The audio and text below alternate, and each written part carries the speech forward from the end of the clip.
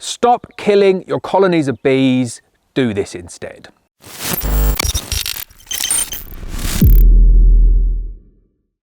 So that's going to seem like a very strange intro. I'm a beekeeper, I love bees, but why do beekeepers kill colonies of bees? In this video, I'm going to talk to you a little bit about why sometimes there is a requirement to kill bees, and I'm going to try and debunk some of the reasons for actually killing that colony and provide you with an alternative instead. It just seems like absolute craziness to me. Everyone wants to save the bees, and whether that's a good term to use or not is another argument, definitely for another video. But I do see on Facebook, on the internet, various instances where people are killing their colonies of bees, or they're killing wild colonies of bees. Personally, I have never ever killed a single colony of bees. I do understand though that there are some very few instances where that might actually be the only thing that you can do. But in this video, I just want to talk to you about all of the other things that you can do before you have to resort to killing your bees. So the first thing I want to talk about is anger, aggression, and temperament. And I'm not talking about me when I get a little bit grumpy. I'm talking about angry colonies of bees. I see people get pinged by bees, they get stung, they get hurt, and they say, that's it, I've had enough, I'm killing the colony, I'm going to pour petrol on them, and that's it, I've had enough with the bees. That is an absolute cop-out. Do not kill your bees because they're aggressive. Seriously, speak to a local beekeeping association, speak to a professional beekeeper, and ask them to help you assess your options. Requeening an angry colony of bees with a mated queen of known origin that's really calm will transform them in a matter of maybe 6 to 8 weeks.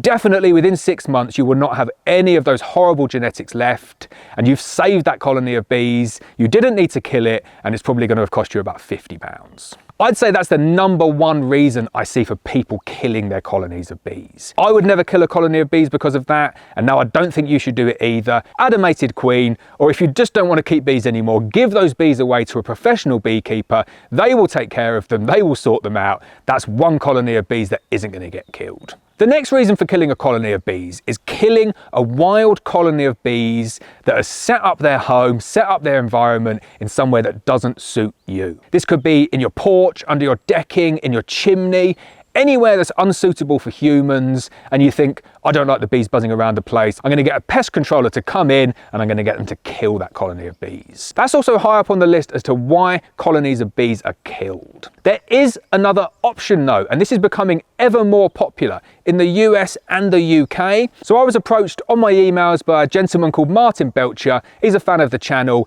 and he wanted me to do a little bit of promotion about a Facebook group that's been set up in the UK that do humane bee removals. I'm all for this. I'm going to stick the link up. I'll put a link up there. I'll put it in the description as well. If you are in the UK, you can go onto this Facebook group here, and you've got an option to take those bees away. They'll take them away, cut them out, put them into a beehive, give them everything that they need, and you have saved the destruction of that colony of bees. I know it seems easy, calling the pest controller in, they'll spray it with something nasty. Trust me, the things that they spray it with are absolutely horrible. And then you get wild bees coming in as well, or bees from my beehives going and foraging on the leftover gunk that's left in the chimney, and they bring back the poisons into my beehives as well. It's not good for the bees because they're dead, and it's definitely not good for the environment. I've given you another option there. Hit that link, check out that Facebook group. That is a humane bee relocation service, and they take on some super challenging projects. So we've spoken about 2 options there, 2 options to save bees that otherwise potentially could have been killed. The third... Hello? Hi, will you be back at 5? Yep. Because Hannah was saying about when Yeah. Oh yeah, I missed something. Right. The third and final scenario that I'm going to talk about is disease. And here is the only real reason, in my view, where you should be killing a colony of bees. And I know that sounds really harsh, and people will probably look at this video and think, you're a beekeeper. There should never be a reason for you to kill a colony of bees. But if I have the bee inspectors round and they identify that my colony has got AFB, there is no other option other than to kill those bees.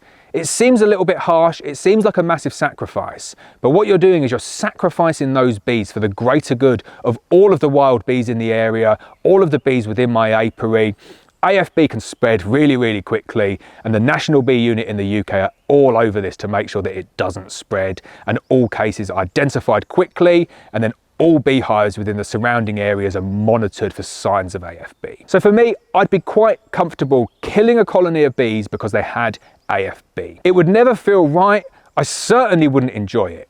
But for the greater good of the wider bee population, I think it's a necessary evil in some instances. Difficult conversation, that one. No one likes to talk about killing bees. That is the only instance where I would ever dispatch a colony. If you want to see what the National Bee Unit inspectors look like, how they come along and inspect my colonies, check out this video here. We had a full visit from the bee inspectors last year.